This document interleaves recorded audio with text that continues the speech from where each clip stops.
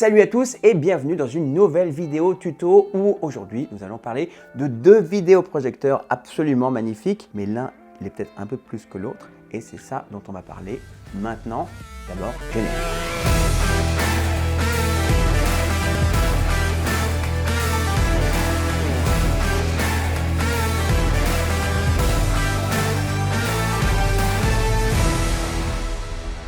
Alors, les deux vidéoprojecteurs qu'on vous présente aujourd'hui sont le magnifique TW9400, l'un de mes projecteurs favoris lorsque vous avez une installation dans laquelle vous voulez maîtriser le budget et que vous voulez avoir une magnifique image 4K. Image 4K qui est une image ce qu'on appelle améliorée avec une amélioration 4K puisqu'il s'agit d'une matrice Full HD, c'est-à-dire 1920 par 1080 pixels et donc qui va bouger à toute vitesse et qui va vous donner l'illusion de voir une image 4K. Enfin, elle ne va pas vous donner l'illusion, vous allez réellement voir une image 4K et ça c'est grâce à un effet technologique qui vous permet d'avoir ce résultat-là. Maintenant, lorsque vous allez voir une image plus grande ou même en termes de finesse d'image, là vous avez un vidéoprojecteur effectivement aussi qui coûte un peu plus cher et on va en reparler après, qui est le Sony, le VW590ES. L'un de mes projecteurs absolument favoris à travers tous les projecteurs qu'on installe parce que vous avez là-dedans un condensé de technologie qui vous permet d'avoir une image, surtout lorsque vous utilisez, comme je vous en parle souvent, comme vous les voyez toujours, les installer dans nos installations home cinéma, que vous pouvez voir là quelque part, on va vous mettre le lien pour que vous puissiez aller les voir. On utilise la toile Infinity, une toile technique qui va vous permettre d'avoir vraiment un effet de profondeur dans l'image et qui va vous démultiplier la qualité de l'image que vous pouvez obtenir par rapport à un mur blanc ou une toile blanche, d'accord? Donc ce vidéoprojecteur, une matrice 4K native, donc c'est de la vraie 4K et quand on parle de 4K, on est sur une matrice qui est de type cinéma, c'est-à-dire que vous avez une matrice qui est à peu près dans un format 2.35:1, donc qui n'est pas une matrice 16/9. Donc vous allez avoir vraiment une véritable image cinéma et c'est un truc qui est vraiment spécifique à Sony, c'est de donner grâce aux différentes technologies qu'ils intègrent à l'intérieur, grâce notamment au Motion Flow et au Reality Creation, qui sont des technologies qui vont vous permettre d'avoir une image plus fluide et en fait qui va, notamment le Reality Creation, qui va faire appel à une base de données qui est gérée par Sony. Et en fait, parce qu'ils ont toute cette expérience dans le monde du cinéma, parce que vous le savez, hein, ils produisent beaucoup de films, et donc il va pouvoir donner un effet véritablement cinéma à l'image que vous regardez. Donc, pour résumer, en termes de spécificité technique que je recommande habituellement sur les vidéoprojecteurs, vous avez des choses qui sont assez similaires, entre guillemets, même si oui, on peut se tirer les cheveux, on peut dire non, ça c'est pas du tout similaire.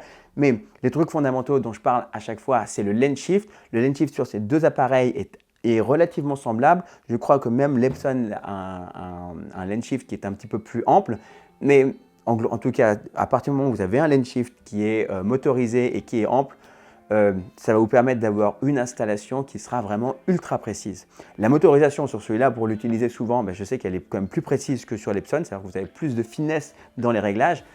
Et vous avez aussi une technologie qui est propre au Sony 590, qui est le DFO, Digital Focus Optimizer, qui va vous permettre d'avoir une image qui est parfaitement nette, même dans les angles. C'est un truc qui est assez difficile à gérer, c'est un truc en photo qui est connu, c'est que dès que vous sortez de la zone noble de l'objectif qui est au centre et que vous utilisez donc le lens shift, eh bien vous allez avoir une zone de flou qui se crée naturellement.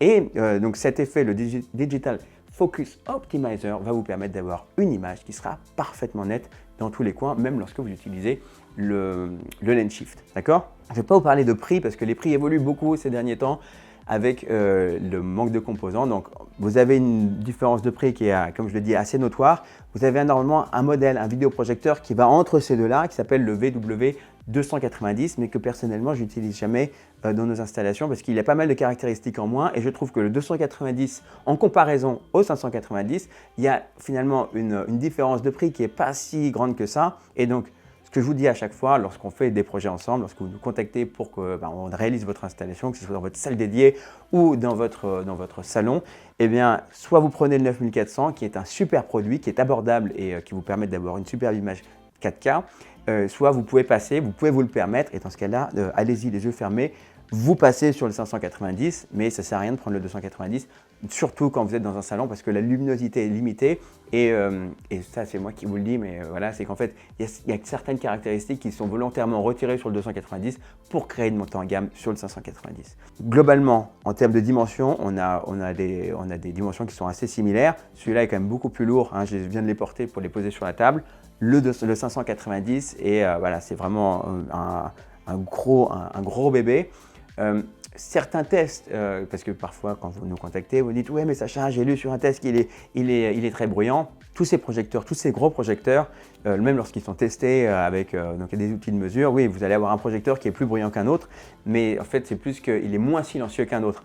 Globalement, ces vidéoprojecteurs, si c'est la première fois que vous allez vous acheter un vidéoprojecteur, eh bien vous serez étonné par le silence que produisent, par le faible bruit que produisent ces vidéoprojecteurs. Donc dans tous les cas, ils sont silencieux ou très silencieux. Et le 590 l'est peut-être un peu moins, mais globalement, quand vous regardez un film, ce n'est pas quelque chose qui pourra vous déranger. Donc voilà, malgré le fait que certains tests disent « ah oui, ça fait du bruit », je pense et je maintiens que globalement, quand vous regardez un film, vous ne l'entendez pas. Voilà. Évidemment, vous avez aussi ce qu'on appelle les modes haut, mode lampe haut et mode lampe bas, qui vont vous permettre d'avoir une luminosité plus ou moins forte et donc aussi d'avoir un bruit qui sera plus ou moins fort sur l'appareil. Voilà, donc dans les différences, ici, un projecteur 4K natif avec une image exceptionnelle. Le taux de luminosité ici est donné, je crois, à 1800 lumens, si je me souviens bien, je crois que c'est bien ça.